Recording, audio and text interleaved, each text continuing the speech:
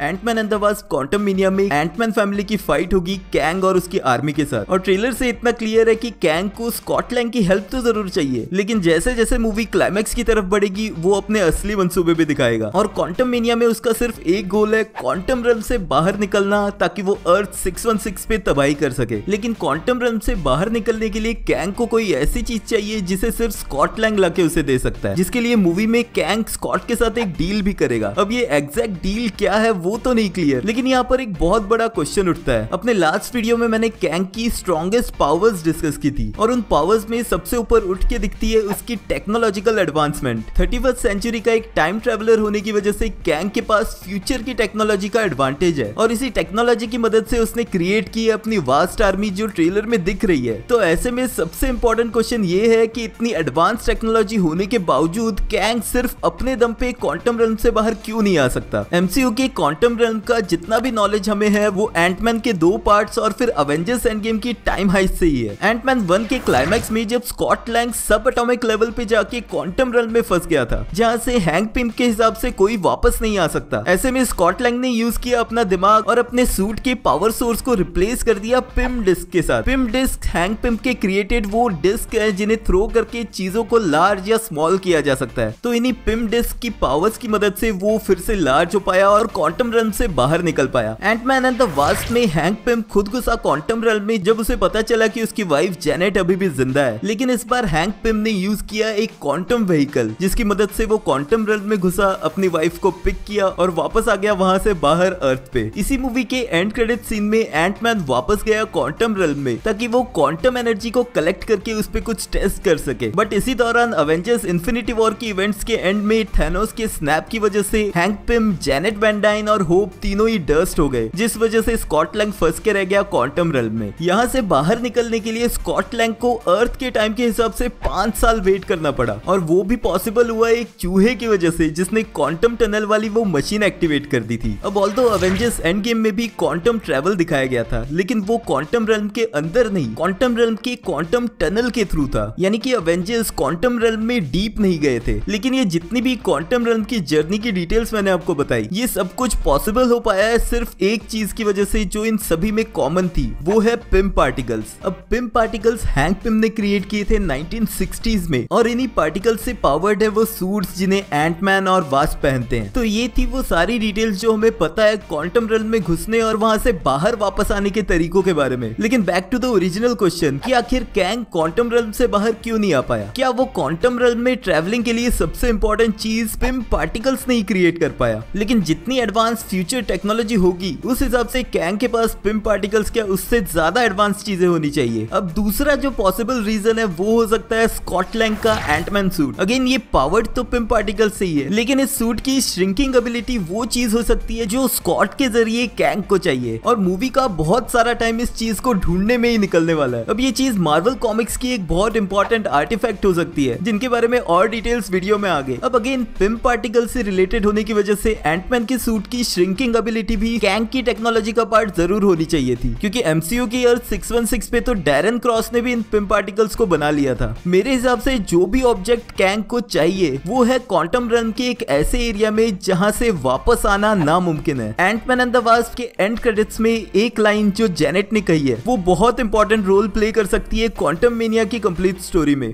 Also, make sure you stay out of the tardigrade fields. They're cute, but they'll eat you. And don't get sucked into a time vortex. We won't be able to save you.